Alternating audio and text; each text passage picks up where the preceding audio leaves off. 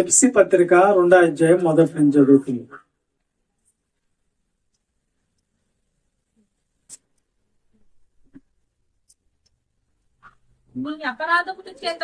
నీ అపరాధముల చేతను పాపముల చేతను మీరు చచ్చిన వారై ఉండగా అన్నాడు. అంటే దేంట్లో చచ్చిపోతున్నాం మనము? శరీరంలో చచ్చిపోతే శరీరము మన్నులోకి జరిపోద్ది, ఆత్మ వేరే దగ్గరికి జరిపోద్ది. కాబట్టి ఇప్పుడు ఆత్మకు చావు ఉందా? లేదు. మరి ఎందులో చనిపోతున్నావు నువ్వు? చెప్పండి, ఎందులో చనిపోతున్నావు? ఆత్మలో కూడా చనిపోతున్నావు. ఆత్మలో చనిపోవటం అంటే అర్థం ఏంటి? మీకు బాగా అర్థమయ్యేదని చెప్తా. మానవుని పతనం అనగానే నశించని స్థితి, ఎడబాటు, మరణము. ఎందుకు దేంట్లోంచి దేంట్లోకి ఎడబాటు అయిపోతున్నా అంటే, ఒక మానవుడు అనగా 2 భాగాలు అనుకున్నాం. ఒకటి శరీరం, 2వ భాగం ఆత్మ అనుకున్నాం. ఈ రెండిట్లో వేరువేరుగా ఇడిపోవటమే మరణం అంటున్నాం. కాబట్టి ఇక్కడ ఎఫ్సి పత్రిక 2వ అధ్యాయము 1లో ఏం చెప్పబడ్డదంటే, మీ అపరాధముల చేత మీ పాపముల చేత మీరు చచ్చారు అంటుంది. ఎందువల్ల చనిపోతున్నారు అంటే, చావు అనగానే ఎడబాటు, మరణము, ఎడబాటు,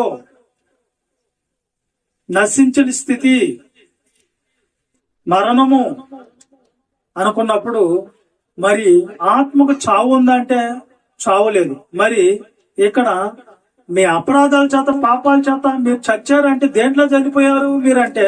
ఆత్మలో చచ్చారు. ఆత్మలో ఎందుకు చనిపోయారు అంటే పాపాలు, అపరాధాలు.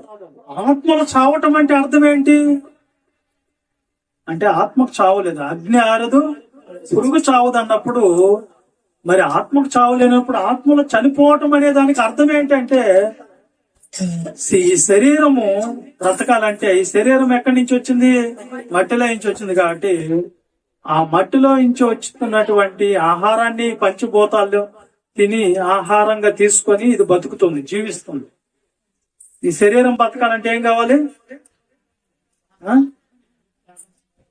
ఆహారం కావాలి. ఈ పంచభూతాల్లో ఆహారం దొరుకుతుంది, ఇది బతకాలంటే. కానీ ఆత్మ బతకాలంటే వాక్యం కావాలి. వాక్యం ఎక్కడి నుంచి వస్తుంది? ఆత్మకు కావాల్సిన జీవం. ఆ జీవం ఎక్కడి నుంచి వస్తుంది?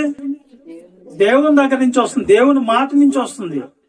కాబట్టి ఆ జీవం దేవుని దగ్గర నుంచి వచ్చేటప్పుడు ఈ ఆత్మ ఎప్పుడైతే ఈ పాపాలు, అపరాధాలు చేసిందో, ఈ శరీరంలో ఉన్నప్పుడు, మనము ఈ దేహంలో ఉన్నప్పుడు, ఎప్పుడైతే మనం అపరాధాలు, పాపాలు చేసామో అప్పుడు నీ ఆత్మ ఎవరికి దూరం అయిపోతుంది? ఎవరికి ఎడబాటు అయిపోతుంది? దేవుని దగ్గర నుంచి వస్తున్న కనెక్షన్ కట్ అయిపోద్ది. దేవుని వాక్యం అనే సహవాసం నీకు కట్ అయిపోద్ది. కాబట్టి అప్పుడు నువ్వు అపరాధాల చేత, పాపాల చేత ఎక్కడ పడిపోతావు? చావులో ఎడబాటు అయిపోతుంది. దేవునికి నీ ఆత్మ దూరంగా వెళ్ళిపోద్ది. ఇప్పుడు నేను అనే మాట ఏంటంటే, ఇప్పుడు దేవుణ్ణి ఒక పక్క నిలబెడదాం, దేవుణ్ణి ఒక పక్క నిలబడదాం, నీ తల్లిదండ్రులను ఒక పక్క నిలబడదాం, నీ అన్నదమ్ములను ఒక పక్క నిలబడదాం, నీ అక్క చెల్లెలను ఒక దగ్గర నిలబెడదాం, నీ స్నేహితులను ఒకవైపు నిలబడదాం, ఈ లోకంలో నీకెవరెవరు గౌరవపదంగా ఉన్నారో అధికారులందరినీ ఒకవైపు నిలబడదాం. నీకేది విలువగా ఉందో, ఐశ్వర్యము, కోట్ల డబ్బు, ఎంత సంపద, ఈ లోకంలో ఉన్న పిల్లలు, ఇట్లన్నిటిని ఒకవైపు నిలబడతాం. మనోహరుడైనటువంటి దేవుణ్ణి ఒకవైపు నిలబడదాం. మీరు ఎవరిని కోరుకుంటారు? ఎవరిని కోరుకుంటారమ్మా? చెప్పండి, ఎవరిని కోరుకుంటారో? దొంగ మాటలు చెప్పాకండి, అన్ని అబద్ధాలే. అబద్ధికులను కూడా దేవుడు పరలోకం రానివాడు. కాబట్టి దేవుడి విషయాలు చాలా జాగ్రత్తగా ఉండాలి. దేవుణ్ణి కోరుకునే వాళ్ళు ఎలా ఉంటారంటే ప్రతి నిత్యం దేవునితోనే ఉంటారు. లోకం మాటలు ఎన్నో. ఎందుకంటే యేసుక్రీస్తు అన్నాడు, మిమ్మల్ని లోకములోంచి ప్రత్యేకించుకున్నాను అంటాడు ఆయన. చీకటిలోంచి వెలుగులోకి తీసుకుని వచ్చాను నిన్ను. అంధకార సంబంధమైన అధికారములోంచి మిమ్మల్ని కొలసే పత్రిక 1:13 ఏం చెప్తాడు చూడండి. ఆయన మనల్ని అంధకార సంబంధమైన అధికారంలో నుండి విడుదల చేసి తాను ప్రేమించిన మన కుమారుని యొక్క రాజ్య నివాసులుగా చేసెను. ఏందమ్మా, మిమ్మల్ని ఎక్కడి నుంచి విడిపించుకొని వచ్చాడు ఆయన?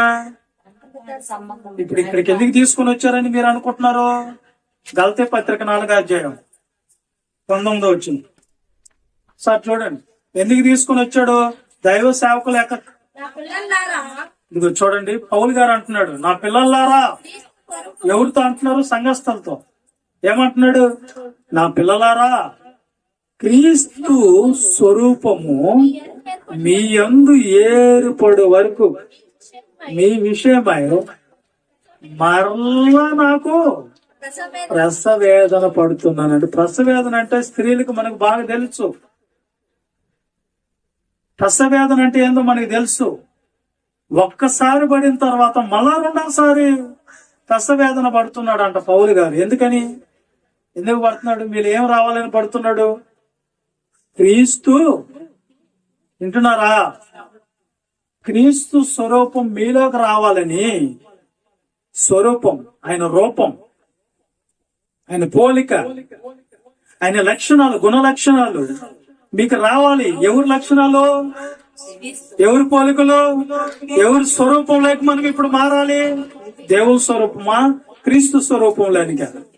క్రీస్తు స్వరూపంలోనికి రావాలి. మనం రావాలని దైవ సేవకుడు ఏం చేస్తున్నాడంటే మీ విషయమై ప్రసవేదన పడుతున్నాడు. క్రీస్తు గుణ లక్షణాలు మీకు రావాలి. క్రీస్తు దేవునికి ఎంత ప్రాధాన్యత ఇచ్చాడో మీకు తెలియాలి. ఆయన ఎలా బతికాడు ఈ భూమి మీద, అది కూడా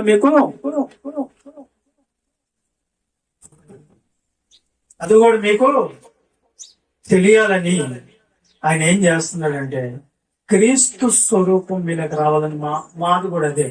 మీరందరూ కూడా క్రీస్తు యొక్క స్వరూపంలోకి వస్తే తప్ప, ఆయన రూపం మీలోకి వస్తే తప్ప. రూపం రావటం అంటే ఏంటి?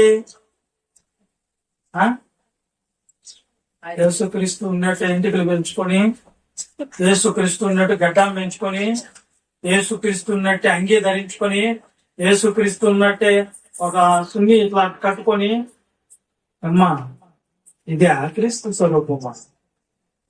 ఇలాగా కాదు. క్రీస్తు స్వరూపం అంటే ఆయన లక్షణాలు, ఆయన గుణాలు, ఆయన యొక్క సుగుణాలు మీలో కనపడాలి అని ఆయన ప్రసవేదన పొందుతున్నాడంట. ఎవరు? పౌలు గారు. అంత క్రీస్తు స్వరూపం ఏంది చెప్పండి? ఫిలిప్పీయులకు రాసిన పత్రిక 2:6 చూడండి ఒకసారి. ఆయన దేవుని స్వరూపము కలిగిన వాడేయండి. ఎవరంట? ఎవరాయన?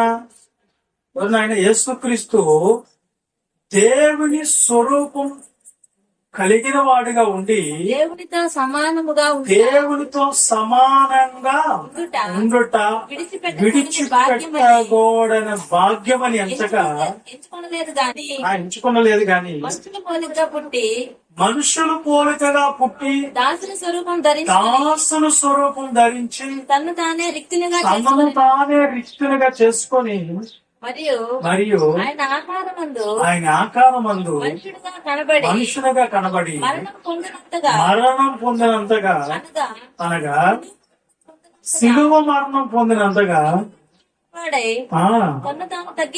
తనను తాను తగ్గించుకునేను. ఇది క్రీస్తు స్వరూపం. ఆయన ఎవరు అసలు అంటే దేవుని స్వరూపం, దేవునితో సమానంగా ఉండే భాగ్యం కలిగినోడు యేసుక్రీస్తు. దాన్ని కూడా విడిచిపెట్టరు. ఎవరైనా అయితే విడిచిపెట్టరు. కానీ మన కోసం యేసుక్రీస్తు దాన్ని వదులుకున్నాడు, మనుషుల పోలికని ఎంచుకున్నాడంట. ఏ పోలికలైనకి వచ్చాడు ఆయన? మనుషుల పోలిక రావటం అంటే అది ఎంతో గొప్ప భాగ్యమో. యేసుక్రీస్తు అంటే చాలా గొప్ప భాగ్యం అది. ఇప్పుడు మీకు ఇంకొక జన్మ ఉంది, ఆ జన్మలో నువ్వు కుక్కగా పుడతావంటే మీరు ఒకేనా?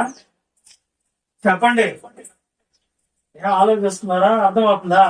వచ్చే జనంలో మీకు కుక్కగా పుట్టే అవకాశం ఇస్తాను, పుడతారా అన్నారనుకోండి, మీరు ఒకే అంటారా? కుక్కగా మా కొద్దు బాబు, ఆ ఇంటికి పోతు కొడతారు, ఇంటికి పోతు కొడతారు అంటారు. అందా? పందిగా పుడతారా? పందిగా కూడదు అంటే అస్సలు వద్దు. అర్థమైందా? మరి ఇంకేమిటిగా పుడతారు అంటే మేము ఎందుగా పుట్టాం. కాకిగా పుడతావా? పుట్టాం. తొండగా పుడతావా? పుట్టను. బలిగా పుడతావా? బలిగా కూడా పుట్టను అంటాం. కానీ యేసుక్రీస్తు ఆయన వచ్చేటప్పుడు నువ్వు మనుషుల పోలికి వెళ్తావా అంటే ఆయన ఓకే అన్నారు. దేవుని స్వరూపం కలిగిన వాడు ఆయన యేసుక్రీస్తు. మనుషుల స్వరూపంలోకి రావటం అనేది మనం ఒక జంతువులో ఎలాగైతే పుట్టాలంటే మనకు బాధ చేస్తుందో, యేసుక్రీస్తు కూడా అసలు విడిచిపెట్టకూడని భాగ్యాన్ని విడిచుకొని భూమి మీదకి వచ్చి ఆయన తనను తాను రిక్తినిగా చేసుకుని దాసుని స్వరూపం తీసుకున్నాడంటే. ఏ స్వరూపము? ఆయన నువ్వు భూమి మీద పుట్టాలి, మరి ఎవరింట్లో పుడతావు? ఏ కులంలో పుడతావు? గొప్పల ఇంట్లో పెడతావా? పాత పేదోళ్ళ ఇంట్లో పుడతావా? ఎన్నో కులాలు ఉన్నాయి. కమ్మోళ్ళ ఇంట్లో పెడతావా? రెడ్డోళ్ళ ఇంట్లో పుడతావా? ఏ ఇంట్లో పుడతావు బాబు అంటే ఆయన ఏ గొప్ప పదవిని తీసుకోలేదు, కానీ ఆయన దాసుల స్వరూపాన్ని తీసుకున్నాడంట. ఎవరి స్వరూపాన్ని? తనను తాను తగ్గించుకున్నాడంట. దైవత్వంలో ఆయన చూపినటువంటి ఆ కోణాలకి ఎవ్వరు సరిపోడు. యేసుక్రీస్తు గుణ లక్షణాలు ముందు దేవుళ్ళు అనే వాళ్ళు కూడా ఎవ్వరికి లేదనంత గుణం అసలు. అంత గొప్పడు యేసుక్రీస్తు. ఆ స్వరూపాన్ని మీలో రావాలని ఏం చేస్తున్నాము? రసవేదన పడుతున్నాము. ఏంటి? ఎందుకని? మనిషి దేవునికి దూరం అయిపోతూ ఉంటే, మనిషి పతనం అయిపోతూ ఉంటే, దేవుని వాక్యము దూరం అయిపోతే దేవుని స్వరూపం పోయి ఏ రూపం వస్తుంది తెలుసా? మృగం యొక్క స్వరూపం వస్తుంది. మృగం, పశువుల యొక్క స్వరూపం వస్తుంది. అర్థమైందా? పశువు మాట్లాంటదా? ఏందా? దాని ఇష్టం వచ్చినట్టు పోతా ఉంటుంది. అందుకని కాపరి ఒక ఆయన అవసరం. గొర్రెల్ని తోలాలంటే ఇప్పుడు కాపర్ అవసరం. నేను కాపరిగా ఉన్నా మీకందరి. కాపరి ఏం చేస్తాడు? ఇలా పోకూడదని చెప్పి గొర్రెని ఇలాగా మళ్ళిస్తాడు. కానీ కొన్ని పశువుల్లాగా ప్రవర్తిస్తున్నారు కొంతమంది, పశుప్రాయుల్లాగా. ఏందో మాట, వీళ్ళు గొర్రెలుగా మారలేదనుకుంటా, పౌరం లాంటి మనసు లేదనుకుంటాను. ఇప్పుడు మానవుడు పతనం అయిపోయాడు. ఎక్కడ పతనం అయిపోయాడు? పాపాల చేత, అపరాధాల చేత చచ్చారు. ఆత్మలో చచ్చారంటే దేవునికి దూరం అయిపోయారు. మరణం అనగా ఎడబాటు. ఎందులోకి దూరం అయిపోయారు అంటే దేవుని దగ్గర నుంచి కనెక్షన్ కట్ అయ్యి మానవుడు దేవుడికి దూరం అయిపోయే విధానమే మానవుడు పతనం అని అంటారు దాన్ని. ఇప్పుడు పాపం అంటే ఎప్పుడు ప్రవేశిస్తుంది మనుషులకి? తల్లి గర్భంలో పాపం చేయగలుగుతాడా? మరి పుట్టిన తర్వాత శిశువుగా ఉన్నప్పుడు పాపం చేయగలుగుతామా? బాలుర్లో పాపం చేయగలుగుతారా? మరి ఎవరు పాపం చేస్తుందంటే యవ్వన ప్రాయం వచ్చిన తర్వాత యవ్వనస్తులు తప్పకుండా ఎదురు అంటే సహజ వాంఛలు పరిపక్వం అవటం వల్ల, కోరికలు వాళ్ళలో రావటం వల్ల యవ్వనస్తులు తప్పుకేమైపోతారంట? తొట్టు వెళ్ళిపోతారు. మళ్ళీ యవ్వనస్తులు బాగు చేసుకోవాలంటే ఏం కావాలి? వాక్యాన్ని బట్టి జాగ్రత్తగా చూసుకుంటా చేతనని. ఒకరిని ప్రార్థిస్తారు. యవ్వనులు దేని చేత తమ నడతలను సరిదిద్దుకోగలరు అంటే దేవుని వాక్యాన్ని బట్టి మాత్రమే మళ్ళా తన నడకలని సరి చేసుకోగలరు కనుక మళ్ళా వాక్యం దగ్గరకు వచ్చేస్తే మరలా మీరు సరిదిద్దుకునే అవకాశం ఉంది, క్షమించబడే అవకాశం ఉంది తప్పిపోయిన వాళ్ళందరూ కూడా. కానీ పాపం అంటే ఏంటి, ఇది కావాలి మనకు. రాసినట్టు నిద్రపోతుందని కూడా పాపం అంటే ఏంటి, పాపం అంటే ఏంటి బయట వాళ్ళు చెప్పండి, తెలియని వాళ్ళు చెప్పండి. మనమేం పాపాలంటే మనకు దొంగతనం పాపం కదా, అక్రమ సంబంధాలు పెట్టుకోవడం పాపం కదా, నరహత్య చేస్తే పాపం కదా, పక్కన వాళ్ళని మోసం చేస్తే పాపం కదా. ఎన్ని వదిలిపెట్టారు మళ్ళీ మీరు? ఏం కదా, అబద్ధాలు చెప్తే ఏం కదా, ఎన్ని కదా. దేవుడు వీటి గురించి కాదు గాని దేవుడు ఆయన దృష్టిలో ఏది పాపమో అది చెప్పాడు, ఆయన నేర్చుకుని ముగించుకున్నాడు ఈరోజు. అదే మొదటి యోహాను పత్రిక 3వ అధ్యాయము 4వ వచనంలో పాపం అంటే ఏమిటి? పాపం చేయ ప్రతి వాడును పాపము చేయు ప్రతివాడును ఆజ్ఞను అతిక్రమించును. ఆజ్ఞ అతిక్రమమే పాపము. పాపము. పాపం అంటే ఏంటంటమ్మా? పాపం అంటే ఏంటి చెప్పాలి అందరూ? ఆజ్ఞ అతిక్రమమే పాపం. ఆజ్ఞ అతిక్రమమే పాపము. ఆజ్ఞ అంటే దేవుడు చేసినటువంటి నిబంధన, లేకపోతే ఆయన ఇచ్చినటువంటి ఒడంబడిక, ఆయన ఇచ్చినటువంటి చట్టం. ఒక విధంగా చెప్పాలంటే చట్టం, ఓకేనా? రాజ్యాంగం, పరలోక సంబంధమైన రాజ్యాంగం, చట్టం. మనము ఈ లోకంలో ఉన్నప్పుడు చట్టానికి విరుద్ధంగా నడుచుకుంటే ఒప్పుకుంటారా? శిక్ష విధిస్తారా? వినాలా? శిక్ష విధిస్తారు. అలాగే దేవుడు కూడా చట్టాన్ని ఇచ్చాడు మనకు. అది ఈ లోక సంబంధమైన చట్టం కాదు, పరలోక సంబంధమైన చట్టము. దీని ప్రకారం ఎవరైతే నడుచుకుంటారో వాళ్ళకి శిక్ష తప్పించి పడుతుంది. దీన్ని కూడా లెక్క చేయకుండా తిరిగితే దేవుడు మాత్రం దహించు అగ్నిగా వాళ్ళని దహిస్తాను అంటున్నాడు, ఓకేనా? ఇప్పుడు ఆజ్ఞ అతిక్రమమే పాపం. ఆజ్ఞలు ఏమిచ్చాడు పాత నిబంధనలో దేవుడు? ఎదుగమా కాండం 20వ అధ్యాయంలో ఆజ్ఞలు ఎన్ని ఇచ్చాడు వాళ్ళకి? ఇశ్రాయేలీయులకి, సర్వ సమాజానికి అన్నాడు, నేను తప్ప వేరొక్క దేవుడు నీకు ఉండకూడదు. పైన ఆకాశం అందే గాని, కింద భూమి ఏందే గాని, కింద నీళ్ళ ఏందే గాని, దేని రూపమునైనను విగ్రహమునైనను నువ్వు చేసుకోకూడదు, వాటికి నువ్వు సాగిలు పడకూడదు, పూజించు. దేవుడు ఆజ్ఞ. ఇప్పుడు లోకంలో ఉన్న వాళ్ళందరూ ఏం చేస్తున్నారో మనకు తెలుసు. కానీ దేవుడు అంటున్నాడు, అది యేసుక్రీస్తు బొమ్మైన విగ్రహమే, మరియమ్మ బొమ్మైన విగ్రహమే, సినిమా హీరో బొమ్మ పెట్టుకుని అయినా నువ్వు పూజ చేసిన విగ్రహమే. కాబట్టి వీటిని కాదు గాని దేవుడు అంటే ఆత్మ గనక ఆత్మకు సత్యంతో దేవుడిని ఆరాధించాలి, సేవించాలంటాడు. కాబట్టి ఆజ్ఞ అతిక్రమం పాపం. నాయన తప్ప ఎవరికి దేవుడు ఉండకూడదు. నెక్స్ట్,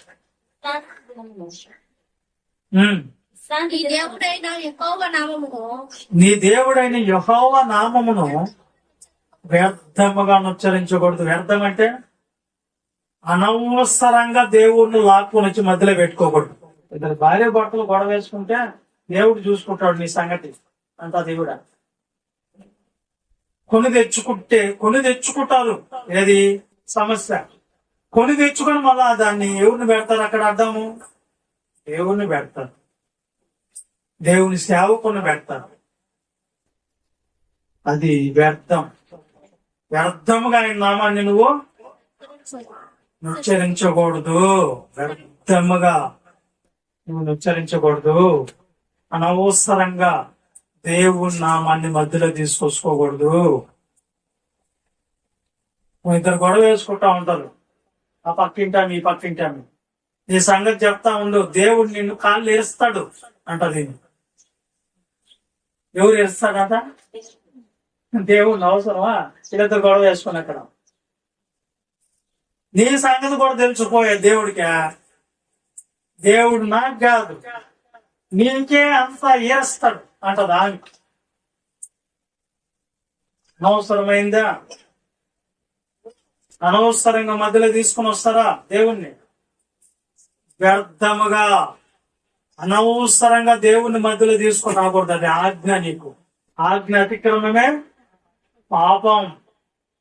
తర్వాత విశ్రాంతి దినమును నువ్వు విశ్రాంతి దినం అనేది విశ్రాంతి దినం శనివారం వస్తుంది, కానీ మనం ఆదివారం పెట్టుకుంటున్నాం. ఎందుకంటే పాత నిబంధనలో దేవుడు వాళ్ళకి ఇచ్చింది విశ్రాంతి దినం, అంటే శనివారం దినం ఇచ్చాడు. మనకు కొత్త నిబంధనలో సమయం అనక ఆ సమయం మనకి ఎప్పుడైనా దేవుడిని నువ్వు ఆరాధన చేసుకోవచ్చు.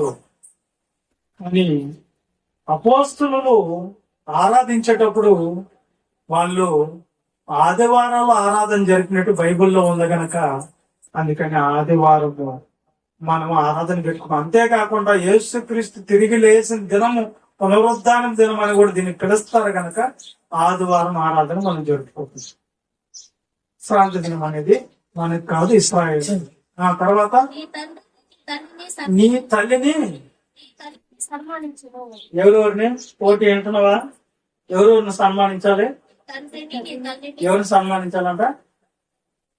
నీ తల్లిని. ఎవరు చెప్తున్నారు ఈ మాట? నేను చెప్తున్నా, నేను రాసుకోవాలని. నేను పుట్టించిన దేవుడు చెప్తాను. నీ తల్లిని నీ తండ్రిని సన్మానించాలి. సన్మానించటం అంటే ఏంది అర్థం? ఏంది? ఏది స్కూల్లో ఫంక్షన్ జరిగేటప్పుడు టీచర్లు సార్లు రిటైర్డ్ అయిపోయేటప్పుడు సెలవులు కట్టి దండాలు పెట్టుకుంటారు, అదే కాదు. ఏంటి అంటే నీ తల్లిని నీ తండ్రిని సన్మానిస్తే నువ్వు దీర్ఘాయుష్మంతుడు అవుతావు. ఏంటి సన్మానించడం అంటే వాళ్ళ మాట వినడం. ఏంటంట? వాళ్ళ మాట వినడమే. నీ తల్లిదండ్రులు సన్మానించము. ఉండు, సన్మానిస్తే మనకు కలిగేది ఏం కదా?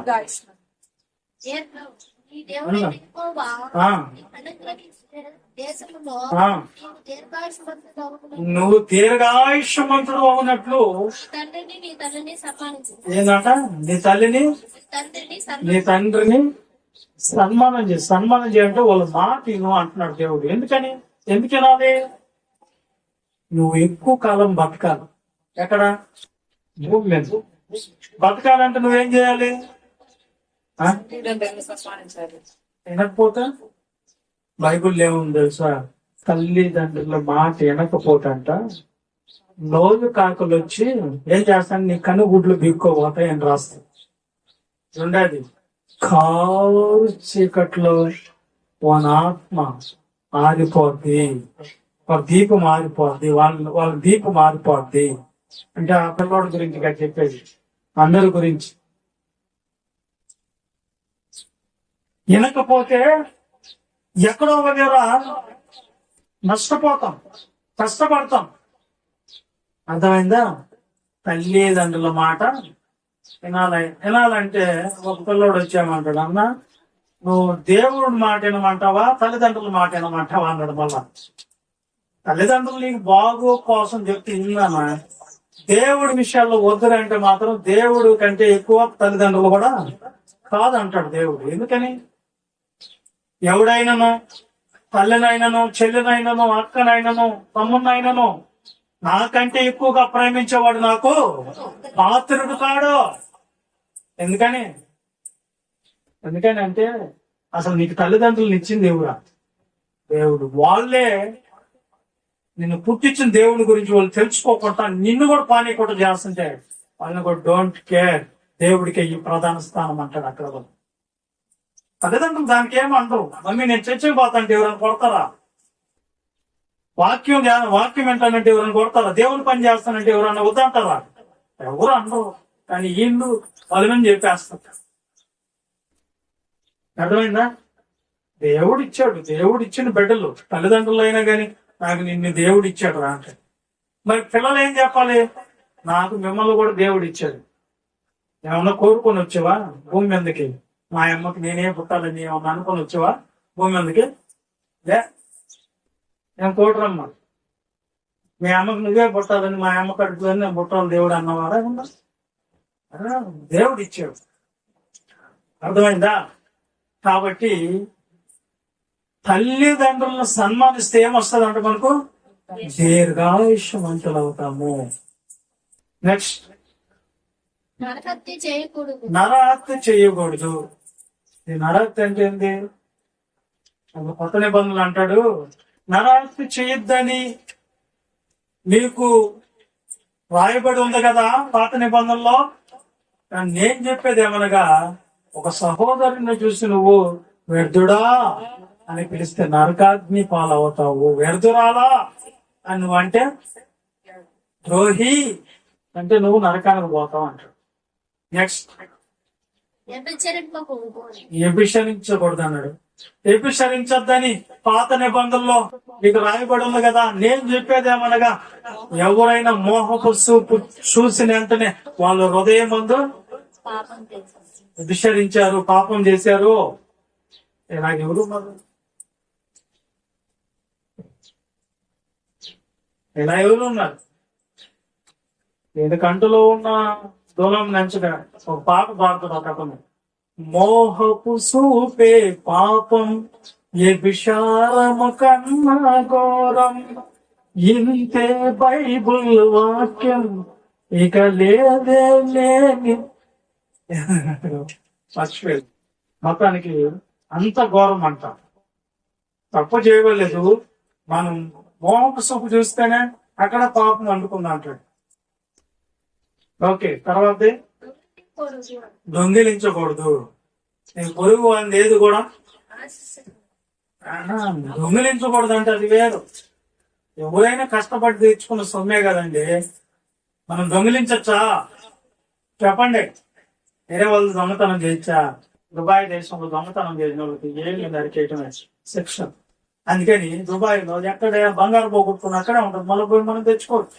డబ్బులు అక్కడ ఉంటాయి. ఏ వస్తువు తీరు ఎలా ఉంటే బాగుంటది కదా. కానీ దేవుడు కూడా దొంగిలించకూడదు. వేరే వాళ్ళకి వేరే వాళ్ళు దొంగలించడానికి నక్కి నక్కి నక్కల్లాగా తయారవుతున్నారు కొంతమంది. నక్కలు వేరే వాళ్ళు ఏమి దొంగతనం చేసేది. అర్థమైందా? అది ఏదైనా సరే అదన్నమాట, దొంగిలించకూడదు. ఒక అతను, ఒక పాస్టర్ గారు నాతో కూడా, నేను కూడా వాక్యం చెప్తానయ్యా, నువ్వు ఈ మండలంలో నువ్వు ఒక్కడే సత్యం చెప్తున్నాను వచ్చాడు. సరేలే అని చెప్పమని చెప్పి నాతో బాగానే ఉండి సత్యం చెప్తున్నాను. నాకు తెలియకుండా వాళ్ళని గలుచుకుంటా. ఆ రోజు వాళ్ళ సల్లగా బాప్తీసం ఇచ్చేసి మోసం చేసేసి, ఇప్పుడు నేను బాప్తీసం ఇచ్చేసాను, మీకు తాళి కట్టేసాను, నేను నా దగ్గరికి రావాలి మీరు అన్నాడు.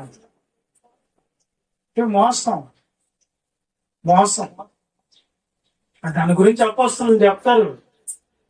ఏదే వానివి నావైనట్టు నేను అతిశయపడదు. సత్యం చెప్తాను సహోదరుడు, వాడికి హెల్ప్ చేయనట్టుకు పోవాలి మనం. ఇంకా కానీ వాడు లాక్కొచ్చుకోవచ్చు. ఈ దొంగ శ్వాసలు కూడా దొంగ గొర్రెలు ఇవ్వు, మంచి గొర్రెలు కాదు. ఇక్కడ ఇన్నేటే విని ఆయన కొద్దిగా ఏదో ఆశలు రేపేలేకే అటు వెళ్ళిపోయేది. దేవుడు మెచ్చుకుంటాడండి ఇలాంటి వాళ్ళందరినీ కూడా మెచ్చుకోడు. వేరే వాళ్ళు దొంగతాం. తర్వాత ఈ పొరుగు వాడి మీద ఏది అబద్ధం సాక్ష్యము అడగకూడదు. మన వాళ్ళకు ఉండేది అదే. వాడు ఏం చేయకపోయినా గాని వాడి మీద ఏదన్నా బురద చల్లతామని ఎదురు చూస్తారు పాస్టర్లు కూడా. ఏదన్నా నలుగురు ఆత్మల్ని కష్టపడి మంచి వాక్యం చెప్తా, సత్య వాక్యం చెప్పి వెలిగిస్తా ఉన్నాం అనుకో, మనం పక్కన పాస్టర్లు గొప్పది చెడ్డ చేయాలి, ఈయన్ని ఎలాగైనా చెడ్డ చేయాలి, ఎలాగైనా ఈయన్ని బురద చల్లాలని ఎదురు చూస్తూ ఉంటాడు. ఒక ఆవిడ పాపం కొత్తగా బైబిల్ తీసుకుందంట, ప్రభుని నమ్ముకుందామని చర్చికి పోవాలని ఊరి గౌని మధ్యలో నిలబడి, ఇటు ఒక చర్చి ఉంది, ఈ ఊరి చివర ఈ పక్క ఒక చర్చి ఉంది, దక్షిణం పరమత ఉంది అనుకున్నాం, లేకపోతే తూర్పు దక్షిణం ఉంది అనుకున్నాం. మధ్యలో పోయేద్దాం నిలబడ్డదంట, ఏ చర్చికి పోదాం అబ్బా అని ఆలోచిస్తా ఉన్నాను. అక్కడ తూర్పు నుండే చర్చి పాస్టర్ వాక్యం చెప్తా ఉన్నాడంట. అప్పటికే మైకులు ఈ చర్చి వైపు పెట్టి, ఇగో ఆ పాస్టర్ దొంగ, ఆ చర్చికి బాబాకండి అని ప్రసంగం చేస్తున్నాడు. అంటే నేను చెప్పాలని ఏంటి, దేవుని వాక్యం నేర్పించడం లేదు, ఆ పాస్టర్ దొంగ, ఆ చర్చికి బాబాకండి అని చెప్తున్నాడు. అంటే ఆయన తూర్పు చర్చి ఆయన. అప్పుడు ఈమె ఆలోచించి, అవునా నిజమయ్యాములే, ఆ పాస్టర్ దగ్గర కొద్దులే, ఈయన చెప్పి ఆయన దగ్గర పోతామని తిరిగిందంట బయట వచ్చాను. అప్పుడు అక్కడి నుంచి ఇంకొక మైకులో ఇంకొక మాట వినిపిస్తా ఉంది ఆవిడకి. ఏమని వినిపిస్తుంది ఆ చర్చలు ఏంటంటే, ఓడే నాకంటే పెద్ద దొంగ, ఓడి చర్చికి పోవాలని అని ఈయన చెప్తున్నాడు. ఇప్పుడు ఇద్దరు చర్చిల్లో ఎవరు చర్చికి పోవాలి ఆవిడ? బాబో ఈడు దొంగ అని ఈడే చెప్తున్నాడు, ఓడు దొంగ అని ఈడు చెప్తున్నాడు, ఏ చర్చి వద్దు, బైబిల్ వద్దు అని చెప్పి ఎక్కడికి వచ్చినా అక్కడ మళ్ళీ తిరిగి ఆడికెళ్ళింది, మళ్ళీ వెళ్ళిపోయింది అంట, ఎక్కడి నుంచి వచ్చింది అక్కడికి. కాబట్టి పొరుగు అబద్ధ సాక్ష్యం ఈజీగా చెప్తాం మనం ఎవరి మీద. మనిషి స్వభావం ఏంటంటే, ఎవరన్నా కానీ మంచిగా ఎదగుతున్నా, మంచి పలుకుబడి తెచ్చుకుంటున్నా, మంచి పేరు తెచ్చుకుంటున్నా, మనైనా కదా బాధ బాధ ఏంటి బాధ అంటే, ఒక మచ్చల మనుషుల మీద. మనుషులందరూ అంతేనండి. ఎందుకంటే మన ముందేమో వందనాలు అనొచ్చు, మీ ముందు వాళ్ళు మంచిది అనొచ్చు, మనం అటు తిరగంగానే ఇదే సబ్జెక్ట్. మనిషి స్వభావం ఇదే. భర్తను అడిగిన అదే చెప్తాను, నీ భార్యను అడిగిన అదే చెప్తాను, నీ పిల్లల్ని అడిగిన అదే చెప్తాను, నీ పిల్లల గురించి మీరు మిమ్మల్ని అడిగిన అదే చెప్తారు. మనిషి స్వభావం మంచిది, అబద్ధ సాక్ష్యం చెప్పేస్తారు అంతే. నిజమే అని మనం అంటాం, నొప్పు లేనిదే పొగరాదు కదా అంటాం. నొప్పి వచ్చిందా, అబద్ధ సాక్ష్యం చెప్తారని దేవుడు చెప్పాడు. తర్వాత నీ పొరుగువాని భార్యనైనను, నీ పొరుగువాని భార్యనైనను, నీ దాసునైనను, నీ దాసునైనను, ఎద్దునైనను, నీ ఎద్దునైనను, నువ్వు గాడిదనైనను, దేనినైనను ఆశింపకూడదని. నీ పొరుగు వాంది ఏది కూడా ఆశించకూడదు. ఏందనైనా నీ పొరుగు వాంది ఏది ఆశించకూడదు. ఏందది?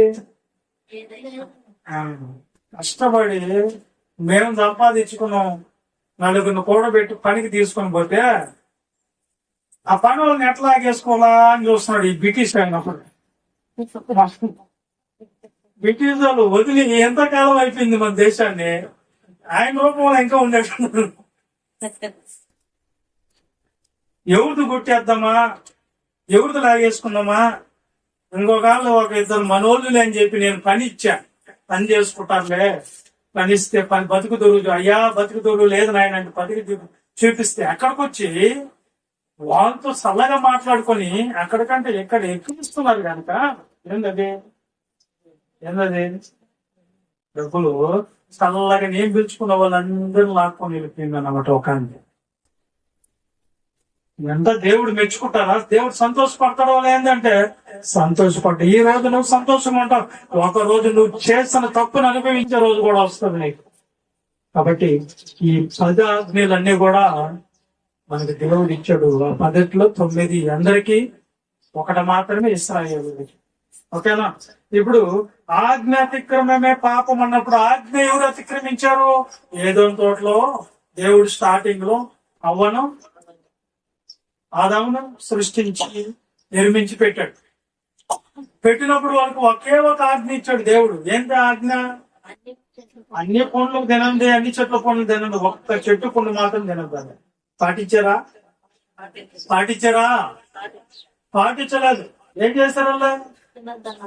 తినద్దన్న పండు తిన్నారు కనుక మిమ్మల్ని నేనైతే ఏదో చోట్ల పెట్టుకోను. Get out. చెమట కార్చి బతుకు నువ్వు. పురుషునికి నువ్వు ప్రసవించేటప్పుడు వేదన గంట పిల్లలను కనాలి. నువ్వు సర్వము నువ్వు మధ్య తిన బతకాలి. నువ్వు దేవుడు ఏదో తోటల నుంచి బయటికి తోసేసి ఖడ్గ జ్వాలని దేవదూతను కాపలా పెట్టాడు. ఏదో తోట ఒప్పుకున్నాడా? ఆజ్ఞ అతిక్రమించి పానీలే తిన్నాడు అనుకున్నాడా? చెప్పండి. పానీలే పాపం అన్నాడు దేవుడు? అనలే. Get out. బుద్ధి రావాలరా నీకు. ఆ శ్రమలు పడితే నీకు అర్థమవుతాడు అన్నారు దేవుడు. Very good. తర్వాత మోషేని ఒప్పుకున్నాడా?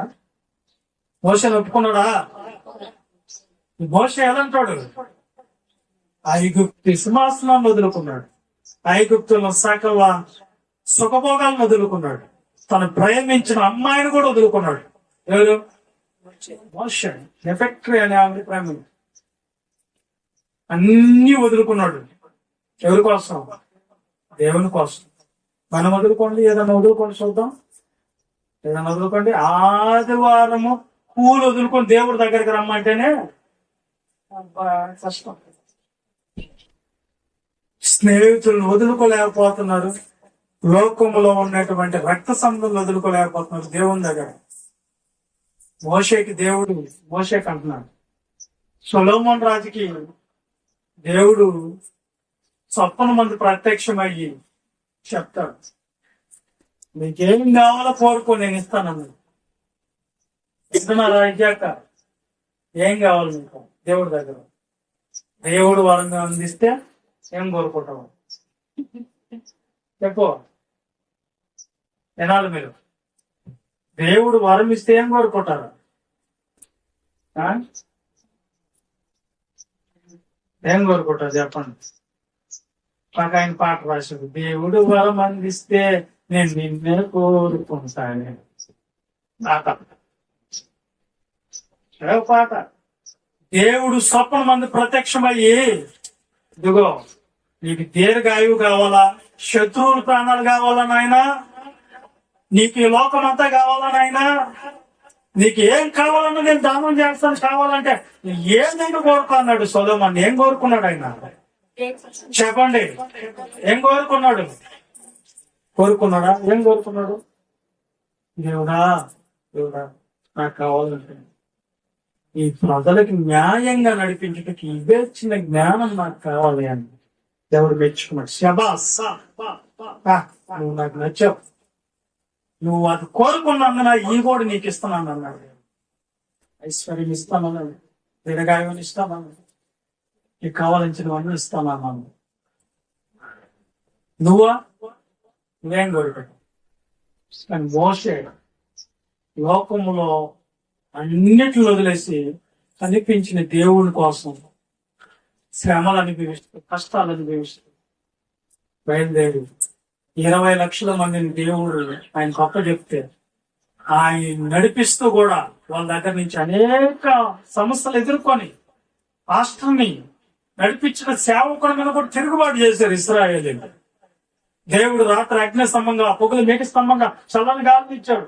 20 లక్షల మందికి మన్నాను కురిపించి ఆహారం పెట్టాడు, నీళ్లు ఇచ్చాడు, మాంసం లేదంటే మాంసం ఇచ్చాడు, ప్రతి దినం ఆహారం పెట్టాడు.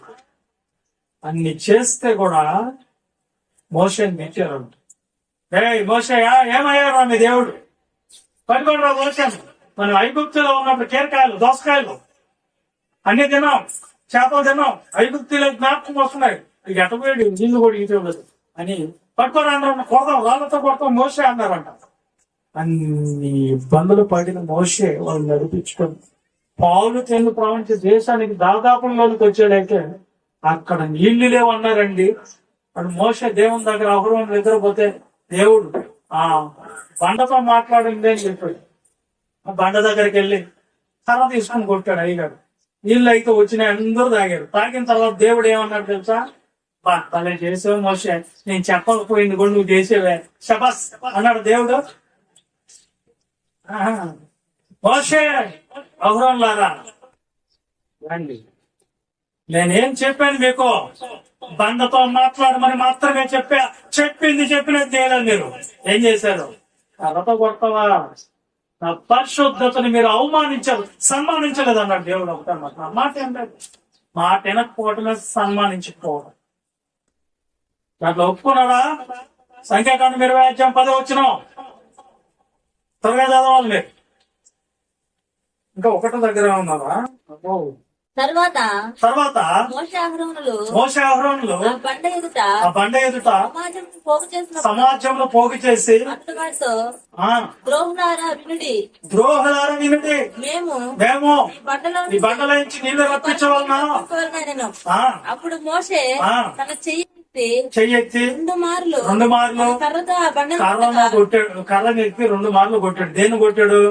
బండను కొట్టాడు. ఓకే, నీళ్ళు అయితే వచ్చినాయి నాన్న. సమాజం పశువులు తాగాయి. అప్పుడు యెహోవా మోషే అహరోనుతో, నేను ఇశ్రాయేలు కన్నుల ఎదుట నా పరిశుద్ధతను సన్మానించినట్లు నన్ను మీరు నమ్ముకోలేదు. ఈ సమాజమును నేను వారికి ఇచ్చిన దేశంలోనికి మీరు తోడుకుని పోరని మిమ్మల్ని మాత్రం ఇంక నియమించిన వాళ్ళు మీద పెద్దలుగా ఏం చేశాడండి? నువ్వు పోవాలి. ఎక్కడ పోవో? పాలు తెలుగు ప్రపంచం. ఎందుకు? చిన్న మిస్టేక్, దాని దగ్గర ఒప్పుకోలేదు. అంటే వాక్యం ఉన్నట్టుగా మనం కూడా పాటించకపోతే సగం చేసామండి, సగం చేయలేకపోతున్నాం అలాగే దేవుడు ఒప్పుకుంటాడా? ఒప్పుకోడు. కనుక ఆజ్ఞ అతిక్రమం, దేవుని మాట వెనకపోవటమే మోషేని పాలు తేలిన ప్రపంచ దేశానికి పంపలేదు. రెండో పాపం ఏందో చూద్దాం, టైం అయిపోతా ఉంది. రోమీయులకు రాసిన పత్రికనా 5:17 16 నుంచి చదువున పర్లేదు. మొదట యోహాను 5:16-17 వచ్చినాం. తన సహోదరుడు రెండో పాపం ఇది, సకల దుర్నీతి పాపమా. వర్ణకారం కాని పాపం చేయగా అతను వేడుకొనను, అతను బట్టి దేవుడు మరణకరం కాని పాపం చేసిన వారికి జీవము దయచేను. మరణకరమైన పాపం కూడా కలదు, అది చేసిన వాళ్ళకి దేవుడు క్షమాపణుడు. ఓకే, మరణకరమైన పాపం కూడా ఉంది, దాని గురించి అయితే మీరు ఏడుకున్న దానికి క్షమాపణ లేదు. అదేందో మళ్ళీ ఇంకోసారి మాట్లాడుకుందాం. అక్కడ ఏం మాట్లాడాడు దేవుడు చెప్పండి అన్న. మరణకరమైన పాపము, దాని గురించి వేడుకుంటే దేవుడు క్షమిస్తాడు. మరణకరం కాని పాపం కూడా ఉంది, ఇక్కడ వినాలా? మరణకరం కాని పాపం కూడా ఉంది, దాని గురించి ఏడుకోవాలని నేను చెప్పట్లేదు. అంటే క్షమాపణ లేదు ఆ పాపానికి. ఏంటి ఆ పాపాలు ఏంది? ఈ పాపాలు ఏంది? ఇంకోసారి చూద్దాం. సకల దుర్నీతి పాపం. నీతి అంటే ఏంది నాన్న? నీతి స్వరూపుడు తెలుసుకున్నాను. నీతి స్వరూపుడు అంటే అర్థమైంది, న్యాయంగా ప్రవర్తించుట, సత్యవంతుడు, నమ్మదగిన వాడు అనుకున్నాడు. అంతేనా? న్యాయవంతుడు, సత్యవంతుడు, నమ్మదగిన వాడు. ఏంటంటే న్యాయంగా మనం ఏమన్నా చేస్తున్నాం? న్యాయంగా ఉన్నామా? న్యాయం ఎక్కడ ఉంటుంది? మన దేహ అవయవాలు చేసే దాన్ని బట్టి న్యాయమా అన్యాయమా అనేది దేవుడు నిర్ణయిస్తాడు. సక్రమంగా చేశామా? న్యాయంగా ఉన్నట్లు. అక్రమంగా ఉన్నాయా దేహ అవయవాలు? మన మాట ఏంటో లేదా? కొంతమంది అంటున్నారు, అన్నా నేను ఈ దినాన దేవుడి సన్నిధి వదిలేసుకొని ఎక్కడికి పోకూడదు అనుకున్నాను, అయినా నేను అనుకున్నానంటే కారణం దేహ అవయవాలు సక్రంగా లేవు. ఈ మాట నీవే అంటుంది. అన్న చూడకూడదు అనుకున్నానన్నా, చూసేస్తున్నానన్నా అంటే ఏంది అర్థం? అంటే నీ సక్రంగా లేవు అన్నమాట, న్యాయంగా లేవు. నీ దేహ అవయవాలు సక్రంగా లేవు. ఆగకూడదు అనుకున్నానన్నా, ఆగేస్తున్నానన్నా అంటే అప్పుడు నువ్వు న్యాయంగా లేవని అర్థం, నువ్వు అక్రంగా ఉండవని అర్థం. ఓకేనా? ఇదంతా ఎవరిస్తే టైం అయిపోదు. ఓకే, తర్వాత సత్యవంతుడు అంటే అబద్ధం చెప్పని వాడు దేవుడు. నోటి నిండా నిజం పలుకుతాడు. అబద్ధం ఆడటికి ఆయన నరుడు కాదు. ఎవరైనా దేవుడు సత్యవంతుడు. అబద్ధమే రాదు ఆయన నోట. మన నోట ఎన్ని అబద్ధాలు చెప్పండి, మూట కట్టచ్చా? మన అబద్ధాలు బయట ఉన్న మన అబద్ధాలు ఎన్ని మూట కడితే ఎన్ని వస్తాయి? లక్షలు లక్షలు తెచ్చుకోవచ్చు దేవుని దగ్గరికి రేపు. కానీ దేవుడి నోట ఏ రోజు కూడా అబద్ధమే రాదు. నోటి నిండా హృదయపూర్వకంగా నిజం పలుకుతాడు దేవుడు. ఆయన అబద్ధం చెప్పాలంటే అవసరం లేదు. అదే నీతి. నమ్మకస్తుడు, నమ్మదగిన వాడు. నమ్మదగిన వాడు అంటే ఆయన్ని నమ్మిన ఏ రోజు నిన్ను వదిలిపెట్టడు. ఆయన్ని నమ్మిన వాళ్ళని, ఆయన ఆశ్రయించిన వాళ్ళని ఆయన కనికరిస్తాడు, కాపాడుకుంటాడు. అర్థమైందా? ఏ సమస్య అయినా దేవాలను నేనున్నానయ్యా అంటాడంట. ఎక్కడన్నదన్నమాట? యెషయా గ్రంథం 58వ అధ్యాయం చూడండి. దేవుని మాట వింటే ఆయన ఏం పలుకుతాడో చూడండి. 58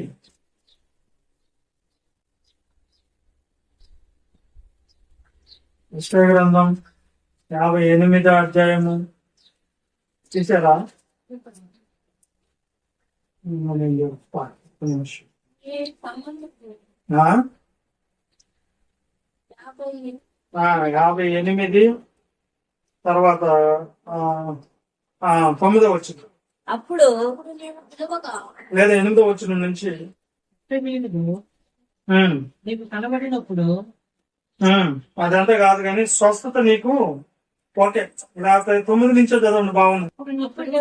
అప్పుడు నువ్వు పిలవగా యెహోవా ఉత్తరం ఇచ్చును. ఇందాక మనం ఒక వాక్యం చదువుకున్నాం, మీరు ప్రార్థించుతారు కానీ నేను మీకు ఉత్తరం మీకుందని అంటాడు. ఇక్కడేమంటున్నాడు? అప్పుడు నువ్వు పిలవగా యెహోవా ఉత్తరం ఇచ్చును, నువ్వు మొరపెట్టగా ఆయన నేను అంటాడంట. సరే, దేవుని మాట ప్రకారం దేవుని కోసం దేవుణ్ణి నమ్ముకొని బతికితే నేనున్నాను.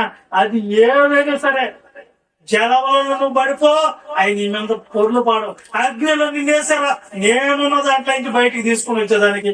సింహాల గృహాలు వేసారా, నేను సింహాలను కట్టేస్తానంతే అంటాడు దేవుడు. అంతేనా? చెప్పండి, దేవుడు అంతేనా? దేవుని నువ్వు నమ్మితే కానీ నమ్మవు. దేవుని మీద నమ్మవు కానీ మనిషిని మాత్రం బాగా నమ్మకం.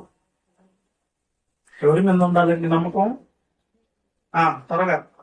అప్పుడు బాధించుటయో దేని పెట్టి చూపి తిరస్కరించుటయో చెడ్డదాన్ని బట్టి మాట్లాడి నువ్వు మాని ఆశించిన దాన్ని ఆకలి కొన్న వానికి ఇచ్చి శ్రమ పడిన వాడిని తృప్తిపరచనేలా చీకటిలో నీ వెలుగు ప్రకాశం అంధకారం మీకు మధ్యాహ్నం వల్ల ఉండను. యెహోవా నిన్ను నిత్యం నడిపించును. క్షేమ కాలమున ఆయన నేను తృప్తిపరచును, బలపరచును. నువ్వు నీరు కట్టిన తోట వల్ల ఎప్పుడు ఉబ్బుచుండు, నీటి ఊట వల్ల ఉండవు. పూర్వకాలం నుండి పాడైపోయిన స్థలములు నీవు జనములను కట్టెదురు. చూసా, దేవుడు ఎంత నమ్మదగిన. నమ్మం మనం దేవుడిని, కాబట్టి నమ్మదగిన వాడు. నీతి అంటే దానికి ఆపోజిట్ గా ఉండేదే దుర్నీతి, సకల దుర్నీతి, పాపము. ఓకే, తర్వాత చదువు, టైం అయిపోతుంది. తర్వాత 3వది యాకోబు పత్రిక 4వ అధ్యాయం 17 వచ్చింది. 4వ అధ్యాయం. ఇప్పుడు ఎన్ని అయినాయినా? ఫస్ట్ ఏంది? పాపం. ఫస్ట్ పాపం ఆజ్ఞ అతిక్రమం పాపం. రెండోది సకల దుర్నీతి. దుర్నీతి అంటే ఏంటో కూడా వివరించాలి. 3వది యాకోబు పత్రిక 4వ అధ్యాయం 17. కాబట్టి ఏదైనది చేయనరిగి అలా చేయకపోవటం కూడా పాపము.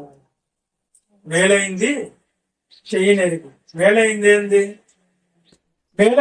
చెప్పండి? మేలు ఏది చేస్తే మనిషికి మేలు? ఎక్కడుంటే మేలు చెప్పండి? ఎక్కడుంటే మేలు? లోకం ఉంది, సంఘం ఉంది. సంఘంలో ఉంటే మేలు, లోకంలో ఉంటే మేలా?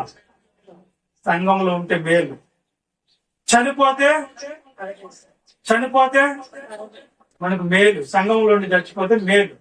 ఏంటంటే దేవుడిని చూసే భాగ్యం.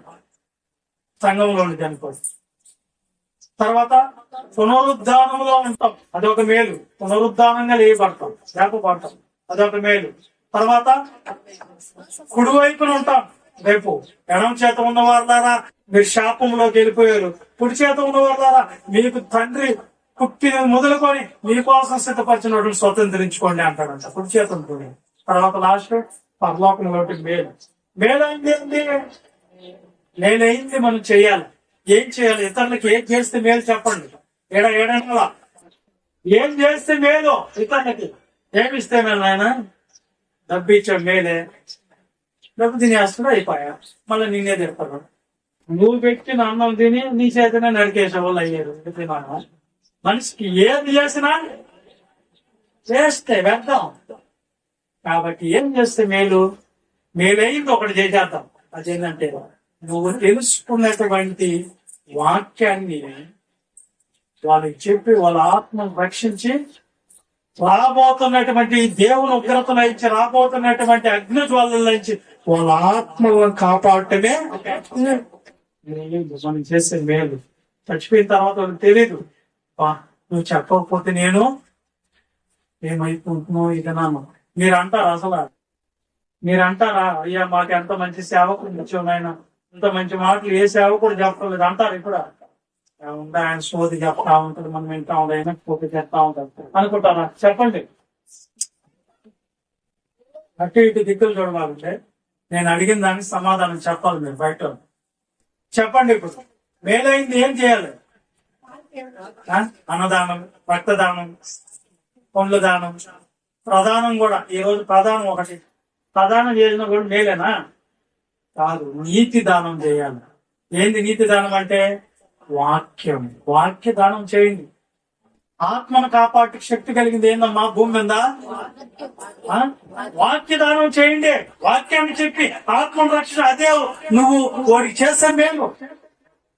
న్యాయానికి చెప్పు వాక్యాన్ని. ఈ రోజు కాకుండా ఒక రోజు అంటాడు, చెప్తానే ఉంటాడు. ఆయన ఆత్మను రక్షించాడు. మీ పిల్లలకి చెప్పు, వాళ్ళ ముందు దయ చూపించు. పక్కన వాళ్ళకి చెప్పు, వాళ్ళు పోతా ఉంటారు, నరకంలో చచ్చిపోతా ఉంటారు. పాపం తమ్ముడు మన దగ్గర చివరి రోజు వచ్చి వాక్యం విన్నాడు, కానీ కాపాడుకోలేకపోయాడు, సత్యాన్ని చెప్పలేకపోయాడు. అందియాలి. ఏం చేయాలి మనము? ఏం చేయాలి? వాక్యం ఎవరికి చెప్పాలి? అదే నువ్వు చేసే మేలు. మేలైంది చెయ్యనెరిగి అలా చేయకుండా పోతే నువ్వు ఎవరు అయిపోతావు? పాపి అయిపోతావు. నీకు నరకమే వచ్చింది. నీకు తెలుసు వాక్యం, తెలుసు కూడా గమ్మగా ఉండవు. వాళ్ళని చూస్తా, వాళ్ళు చచ్చిపోతారని తెలుసు కూడా చెప్తాం. వాళ్ళకి నోరు తెలుసు, వాళ్ళు మరలే అనుకుంటున్నావు. వాళ్ళు ఈ మాట అన్నది ఎవరు తెలుసా? దేవుడి దగ్గర యోనా. అయ్యా పట్టణస్తులు బలి కఠినలు అయ్యా, నేను పోయి చెప్పినా ఇంద్రోళ్ళు సువార్త, నువ్వు అక్కడికే పోమంటావు అని ఎక్కడ పోయాడంటే ఈయన దేవుడి మాటను వదిలిపెట్టి దేవుడు బొమ్మన్న చోటుకి బాపడతా, చెప్పమన్నది చెప్పుకుంటా తలసిపోయి వాడు ఎక్కువ కూర్చుంటావు. దేవుడు ఏం చేస్తున్నాడు? ఇప్పుడు తుఫాన్ రేపింది. అందుకే నువ్వు మాటేమో నువ్వు చెప్పమన్నది చెప్పవు కదా. సువార్త చెప్తే వాళ్ళు రక్షించబడతారు నాయన అంటే వాళ్ళు మాటేనరు. వాళ్ళు నా సువార్త అంటావా? అని మార్చేది ఎవరు? పని చేయి నువ్వు పోయే, దేవుడు చూసుకుంటాడు వాళ్ళ సంగతి. వాడు ఎంత భయంకరుడైనా సరే, ఎంత ఘోర పాప అయినా, ఎంత పచ్చి రౌడీ అయినా దేవుని మాట కొన్ని మారుస్తుంది. మనకంటే గూండాలు, మనకంటే మోసగాళ్ళు వల్ల మనమే ఎక్కువ గూండాలు. మొక్కడు ఈ రోజు మారలా. ఎంత పచ్చి తిరుగుబోతులు అయినా మారలేదేనా దేవుని దగ్గరకు వచ్చి ప్రభుని నమ్ముకొని మారలా. మేలైంది చెయ్యనరిగి అలా చేయకుండా ఉన్నావు నువ్వు. ఏంది మేలైంది? పక్కనోడికి ఆత్మ ఏది నువ్వు చేయగల వాక్యం చెప్పకూడదు, అదే మేలు. ఓకేనా? అలా చేయకపోవటం ఎలా ఉంది చూడు. ఇంకొకటి కూడా చెప్ప. ప్రస్తుతం గ్రంథం 5:2 వచ్చిన ఒకసారి ఫాస్ట్. నువ్వు దేవుని సన్నిధిన అనాలోచనగా పలకకూడదు. నీ హృదయం త్వరపడనీయక నీ నోటిని కాచుకోము. దేవుడు ఆకాశమందు ఉన్నాడు, ఆ. నీవు భూమి మీద ఉన్నావు, ఆ. కావున నీ మాటలు కొద్దిగా ఉండవలెను. ఆ. విస్తారమైన పనిపాట్ల వలన ఆ. స్వప్నం పుట్టును, ఆ. పెక్కు మాటలు పలుకువాడు బుద్ధిహీనుడగును. ఆ. నీవు దేవునికి మొక్కుబడి చేసుకుని అదిగో నువ్వు దేవుడికి మొక్కుబడి చేసుకునే ఎడల దాన్ని చెల్లించుటకు దాన్ని చెల్లించుటకు ఆలస్యం చేయకు. ఆలస్యం చేయగలదు. ఎందుకు నిర్లక్ష్యం చేస్తారు? దేవుడికి ఏదైనా మనుషులు అనుకున్న దేవుడు చేయాలి అంటే నాకా చెప్పలా, కాకపోతే నీ మనుషులు అనుకోవటం కూడా మొక్కుబడి. దాన్ని చేయుటకు నువ్వు ఏం చేయకూడదంట, ఏం చేయకూడదంట, ఆలస్యం చేయగలండి. అలా చేయకుండా ఉంటే ఏం జరుగుతుంది? నీవు మొక్కుకొనిన దానిని చెల్లించుము. ఉమ్, నీవు మొక్కుకొని చెల్లింపకుండుట కంటే ఉమ్. మొక్కుకొనకుండుటయే మేలు. మేలు దండి, మేలు. మేలైంది, మేలైంది వాక్యం చెప్తే మేలు. మనం మొక్కుబడి చెల్లించి దేవుడికి ఆలస్యం చేయకూడదు. మనసులో అనుకున్నా కానీ ఇచ్చేయాలి. ఓకేనా? ఏమవుతా ఎవరు ఇయటం లే, నేను కూడా అడగటం లే. కానీ ఈకపోతే మీకు రాదు. ఏందది? దేవుడి దీవెన. దేవుడు ఈమన్నాడు. ఓకే. తర్వాత సామెతల గ్రంథం, లేకపోతే ద్వితీయోపదేశ కాండము 9:7 తర్వాత సమయలు మొదటి గ్రంథం 15-23 చదవండి. త్వరగా ముగించుకున్నాం. చదవాలి 9:7 ద్వితీయోపదేశ అరణ్యములో నీవు నీ దేవుడైన యెహోవాకు కోపం పుట్టించిన సంగతిని పాపం జ్ఞాపకం పుట్టిన చేసుకో. సంగతి మీరు విన్నారు కదా. దాన్ని మనుగవద్దు. ఆ. నీవు ఐగుప్తు దేశంలో నుండి ఆ. బయలుదేరిన దినం మొదలుకొని ఆ. ఈ స్థలమందు మీరు ప్రవేశించే వరకు ఆ. మీరు యెహోవా మీద తిరుగుబాటు చేయి. దేవుడి మీద తిరుగుబాటు చేస్తున్నారు వీళ్ళు. దేవుడి మీద తిరుగుబాటు చేయడం అనేది ఎలాంటిదో సమయంలో మొదటి గ్రంథం 15:23. త్వరగా త్వరగా త్వరగా త్వరగా. తిరుగుబాటు చేయుట తిరుగుబాటు చేయుట సోది చెప్పుటయ్యను సోది చెప్పుటయ్యను పాపమునకు సమానము. పాపంకు సమానం. తిరుగుబాటు చేస్తే పాపమేనంట. సోది చెప్పే అంత పాపం అంటాడు దేవుడు. ఒప్పుకుంటాడు. తిరుగుబాటు చేస్తారా? ఎవరి మీద? ఎవరి మీద అంటే మన తిరుగుబాటు? నేను దేవుని వాక్యం చెప్పేదానికి వచ్చా. దేవుని మాటలు చెప్పి మిమ్మల్ని సరిదిద్ది క్రీస్తు స్వరూపం మీలోకి వచ్చేదానికి నేను ప్రయత్నం చేస్తున్నాను. నా మీద తిరుగుబాటు చేస్తే ఎవరి మీద తిరుగుబాటు చేసినట్టు? దేవుని మీద చేసినట్టే. వాక్యమే కదా చెప్తున్నాను. నా మీద తిరుగుబాటు చేస్తే నేను ఎవరు పంపిస్తూ వచ్చాను? ఎవరు పని మీద ఉన్నాను? ఎవరు డ్యూటీ చేస్తున్నాను? నేను ఆయన పని మీద, ఆయన డ్యూటీ మీద ఉన్నాను. ఆయన వాక్యం మీకు నేర్పించి నా మీద తిరుగుబాటు చేస్తే ఎవరు మీకు తిరిగి చేసినట్టు? చేసినట్టే. అర్థమైందా నీకు?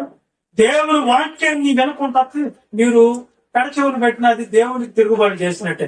తిరుగుబాటు అనేది కూడా పాపమే. తర్వాత చూద్దాం సామెతల గ్రంథం 23:3. అంత టైం లేదు చెప్పేస్తున్నాం. అంత టైంగా చూసుకుంటారు. టైం వేసుకోవాలి. అది రుచిగా పదార్థములను అతని నిచ్చగల పదార్థములను ఆశింపకుండా అవి 23:3. అవి మోసపుచ్చు ఆహారమును ఐశ్వర్యము కొంత ప్రయాసపరకున నీ బట్టి అభిప్రాయం కలిగినను దాన్ని విడిచిపెట్టుము. నీవు దాని మీద దృష్టి నిలుపుట కోరనే అది లేకపోవును. అది కాదు, మూర్తిని యోచన పాపం అని అంటారు చూడండి సామెతల గ్రంథం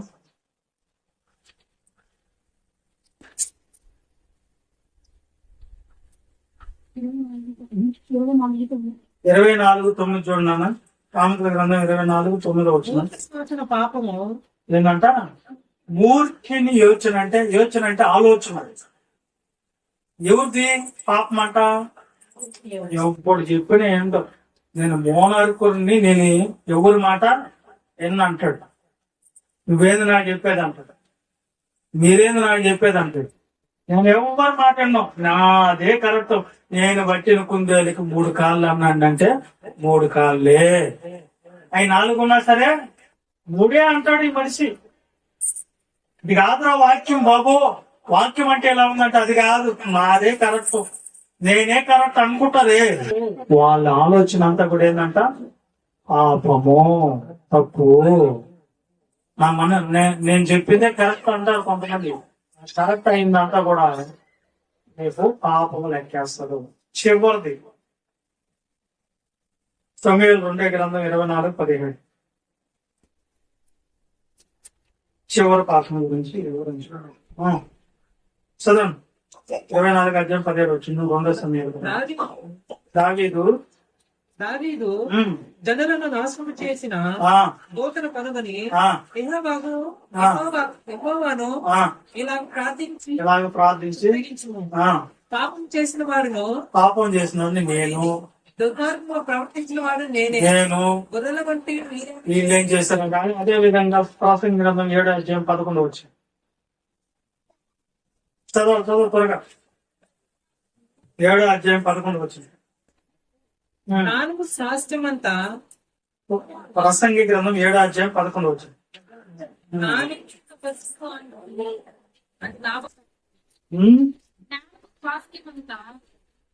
అది కాకుండా అది చెప్పలేదా? లేదు కూడా అది కూడా చెప్పాను. మిస్ అయింది కదా.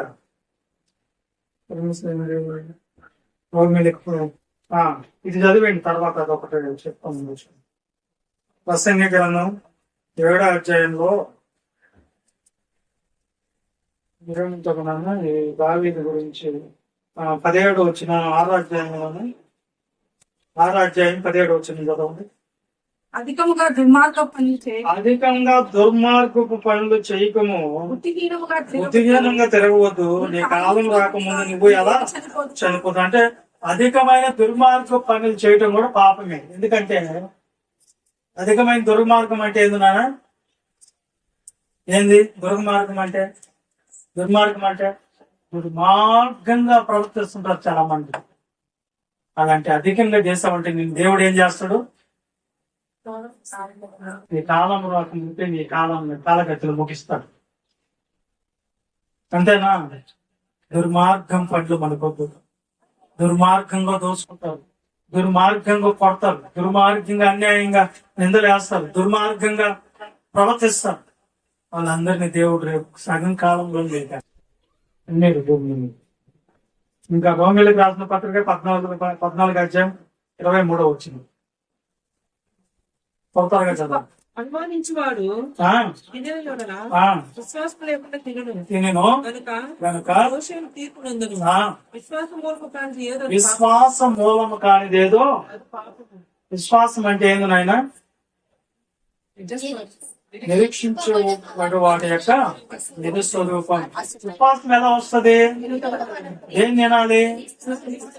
యేసుక్రీస్తు మాటలు ఏమిటి వల్ల మనకి విశ్వాసం వస్తుంది అని అర్థం. కానీ చూసుట వల్ల చాలా మంది చూపిస్తారు. మీరు రాండి, మా సభలకు రాండి, నన్ను చూడండి, నన్ను దేవుడు బాగు చేశాడు అని చెప్తే విశ్వాసం వస్తుందా? అది విశ్వాసం కానిది. సాక్ష్యాలు చెప్తుంటారు చాలా మంది. దేవుడిని నమ్ముకున్నా, దేవుడు నాకు బిల్డింగ్ ఇచ్చాడో, కారు ఇచ్చాడో, సూట్ ఇచ్చాడు, బూట్ ఇచ్చాడు అని చెప్తుంటారు. చూడండి నన్ను అంటారు. చూసి నమ్మే వాళ్ళకంటే రోజులకు నమ్మే వాళ్ళు ధన్యులు. విశ్వాసం అలాగే రాకూడదు. అలాంటి విశ్వాసంలో మనం పోకూడదంటే, ఇదిగో అద్భుతాలు చేస్తాను రండి, చూపిస్తాను రండి అంటారు చాలా మంది. అద్భుతాలు చూసి నమ్మండి దేవుడిని అంటారు. చూస్తే విశ్వాసం వస్తుంది, వింటే విశ్వాసం వస్తుంది. చెప్పండి, వినుట వలన వస్తుంది అన్నాడు. కానీ ఇప్పుడు వీళ్ళు చేసే ఎన్ని చూస్తా, ఎన్ని విశ్వాసం కానివా, విశ్వాసం అయినవా? విశ్వాసం కానిదేదో అది పాపము. నన్ను చూడక్క, నేను ఎట్టుండేదాన్ని, దేవుడు నన్ను బాగు చేయలా అంటది. అది నువ్వు చూపిస్తే దానివల్ల దేవుడు నీకు ఏం చేస్తాడంటే అది విశ్వాసం కాదు. విశ్వాసం వినుట ద్వారా రావాలి. అది ఏం వినాలంటే నీ సాక్ష్యం వినటం వల్ల కాదు, ఎవరో గురించి చెప్పడం వల్ల కాదు, యేసుక్రీస్తు మాటలు వినటం వల్ల విశ్వాసం వచ్చింది. అది నిజం. విశ్వాసం కానిది పట్టుకుంటున్నారు జనాలందరూ ఈ రోజున. అద్భుతాలు చేయి, నేను చూస్తాం, సూచక్రియలు జరుగుతున్నాయి, దానికి వెళ్తాం. ఇదిగో ఆయన దేవుడు బాగా చేశాడంట, ఆయనకి కారు ఇచ్చాడంట, ఆయనకి అన్ని ఇచ్చాడంట. అది చూసి నమ్మేది విశ్వాసం కానిది. విశ్వాసం కానిదేదో అది పాపము. ఇప్పుడు చెప్పండి, ఎన్ని పాపాలు నాన్న? ఎన్ని పాపాలు వచ్చాయి? ఏడు వచ్చాయా? మొదటి పాపం ఏంది? ఆజ్ఞ అతిక్రమమే పాపము. రెండో పాపం ఏంది? సకల దుర్నీతి పాపము. మూడో పాపం ఏంది? మేలైంది చేయనరిగే. నాలుగో పాపము విశ్వాస మూలం కానిదేదో అది పాపము. ఐదో పాపం ఏంది? తిరుగుబాటు చేయుట అనే అది సోది చెప్పేవాని యొక్క పాపం కంటే మరి భయంకరమైంది అంటాడు. తర్వాత పాపము మూర్ఖుని యోచన పాపం. ఏడో పాపము అధికమైన దుర్మార్గంగా నువ్వు ప్రాప్తించవు. ఇవన్నీ వివరించబడ్డాయి. కాబట్టి ఇవన్నీ కూడా దేవుని దగ్గర మనకు మరణకారము కాని పాపములుగా పరిజ్ఞానింపబడ్డాయి. అంటే నువ్వు ఒప్పుకుంటే దేవుడు నీకు క్షమాపణ ఇస్తాడు. ఎలా ఒప్పుకోవాలి? మత్తయి సువార్త 19వ అధ్యాయం అది చెప్పుకోండి ఒకసారి. మత్తయి సువార్త పాటించకూడదు 19వ అధ్యాయం 8వ వచనం. కానీ ఆయన లోకాసు వార్త 19వ అధ్యాయం 8వ వచనం. సారీ, లోకాసు వార్త 19వ అధ్యాయం 8వ వచనం. జక్కయ్య నిలబడి 19వ అధ్యాయం 8వ వచనం. లోకాసు వార్త జక్కయ్య నిలబడి ఇదిగో ప్రభువా నా ఆస్తుల సగం పేదలకు ఇచ్చుచున్నాను. అన్యాయముగా దేనినైనా తీసుకొని అతనికి 4 మరణ చెల్లించునని ప్రభుతో చెప్పినాడు. అది అప్పుడు దేవుడు యేసుక్రీస్తు ఏం చేశాడు? ఆయన తప్పులను ఒప్పుకుంటే ఏం చేశాడు? అందుకే యేసు ఇతడును అబ్రహాము కుమారుడే. ఎందుకనగా రక్షణ వచ్చినదే. నీ దేహం అనే ఇంటికి రక్షణ రావాలంటే నీలో ఉన్నాయి వదిలేసి నువ్వు తాత్కాలికమైన మరణంలోకి వెళ్ళావు. అదే చదువుకున్నావు ఎఫ్సి పత్రిక 2వ అధ్యాయంలో. ఏం చదువుకున్నావు? మీ పాపంలో చేత, మీ అపరాధాల చేత మీరు చర్చలో ఉండగా ఏం చేశాడంట ఆయన? క్రీస్తుతో కూడా మళ్ళా మీకు ఒక అవకాశం ఇచ్చాడమ్మా. ఇవన్నీ తప్పిపోయినా మనం ఈ పాపాలన్నింటిలో తప్పిపోయాం. అయినా దేవుడు మళ్ళీ ఏం చేశాడు? తాత్కాలికమైన మరణంలో నుంచి విడిపించి మరలా మీకేం చేశాడంటే దేవుడు జీవంలోనికి. యేసుక్రీస్తు ఏం చేశాడంటే మీ పాపాల చేత అపరాధాలు చచ్చిన వారి ఇంటిగా ఏం చేశాడంటే క్రీస్తుతో కూడా మళ్ళా బ్రతికించుకున్నాడంటమ్మా. కాబట్టి మళ్ళా చేయబాకండి, మళ్ళా వాటి జోలికి వెళ్ళబాకండి. ఇంక మరణకాలం యుగమందైనను రాబోయే యుగమందైనను మీకు క్షమాపణ లేని పాపాలు కొన్ని ఉన్నాయి. వాటి గురించి మళ్ళా చెప్పుకున్నాం. ఓకేనా?